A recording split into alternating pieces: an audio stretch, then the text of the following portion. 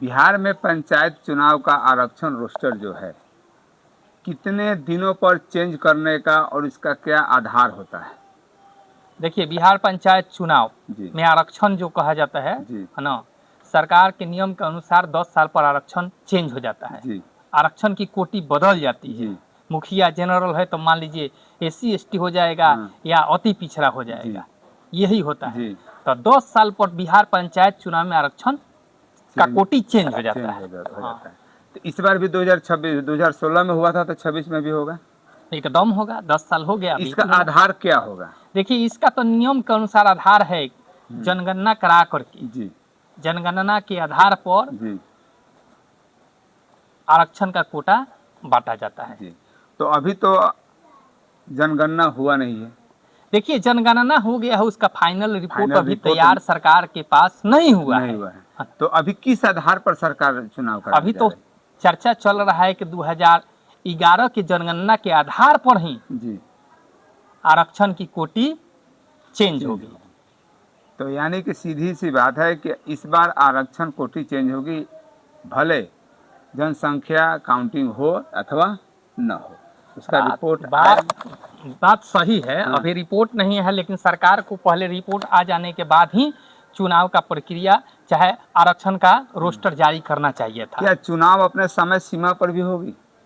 एकदम सरकार का मंशा है कि समय सीमा को ही देखते हुए चुनाव कराने का है ना। जी लेकिन चुनाव कराने के लिए सरकार सोच रहा है, लेकिन ये सही नहीं है। लेकिन समय नहीं है। अगर मान लीजिए कि जनसंख्या जो एथी हुआ है, ये आपका जनगणना हुआ है, जी। जनगणना का रिपोर्ट का इंतजार किया जाएगा, जी तो चुनाव समय से नहीं हो पाएगा, किसी भी कीमत पर नहीं हो पाएगा। जी इसी को लेकर के सरकार पुरानका जो है कि 2011 में जनगणना जो हुआ है, उसी आधार पर पंचायत चुनाव कराने के लिए पूरा तरह से सोच का मतलब विचार कर लिया है।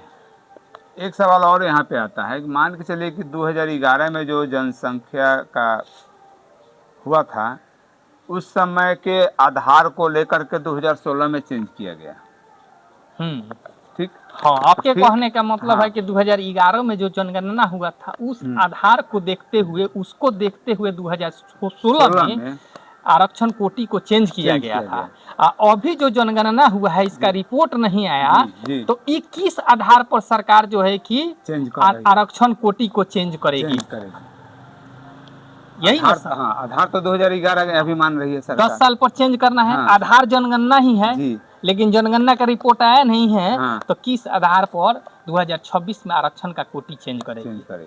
तो सरकार के सामने सब समस्या देख ही रहे हैं। अभी रिपोर्ट नहीं आया। रिपोर्ट अगर आता है फाइनल जनगणना का, तब तक लेट हो जाएगा पंचायत चुनाव में। सरकार काफी स्लो चल रहा है इस मैटर में। तो अब जो है कि वो लोग चाह रहा है कि 2011 के अनुसार, जनगणना के अनुसार ही रोस्टर जारी कर दिया जाए। हालांकि नियम है कि नया जो शेड्यूल, नया जो जनगणना है, उस आधार पर होना चाहिए, क्योंकि हर जगह जो है कि जनसंख्या हर पंचायत में बढ़ा हुआ है। और जनसंख्या बढ़ा हुआ है तो पंचायत 8053, पूरा बिहार में पंचायत 8053 है। तो 8053 है तो 8053 से बढ़ जाएगा, घटेगा नहीं। जान लीजिए, कुछ ना कुछ जरूर बढ़ेगा, कुछ ना कुछ तो जरूर बढ़ेगा, चाहे जो भी बढ़े। जनसंख्या बढ़ा है तो वित्तीय वर्ष का जो पैसा आता है विकास करने के लिए, पंचायत में खर्च करने के लिए, वो कम पड़ जा रहा है ना। एक सरकारी आंकड़ा के अनुसार बिहार के हर पंचायत में विकास करने के लिए जो प्रति वर्ष राशि आता है, लगभग मान लीजिए 50 लाख से लेकर के 5 करोड़ तक खर्च करने के लिए आता है। ये मैं नहीं कह रहा हूँ, सरकारी आंकड़ा, आप गूगल पर भी सर्च मार करके देख सकते हैं। सरकारी आंकड़ा है। तो इस अनुसार मतलब मैं आपको बता रहा हूँ। तो जब जनसंख्या बड़ा है और सरकार बजट कम देगा, तो पंचायत का विकास कम होगा, क्षेत्र लंबा चौड़ा हो जाएगा। तो हर जगह पंचायत प्रतिनिधि काम को नहीं करा सकता है। तो जब इस आधार पर 2011 के जनगणना के आधार पर अगर सरकार चाह रही है चुनाव कराना, तो बजट भी बढ़ाना चाहिए सरकार को। पंचायत का जो बजट है, बजट बढ़ाना चाहिए। और वार्ड सदस्य जो हैं, वार्ड सदस्य को 1 रुपया का फंड नहीं दिया गया। फंड उनको भी मिलना चाहिए, पैसा उनको भी मिलना चाहिए विकास करने के लिए।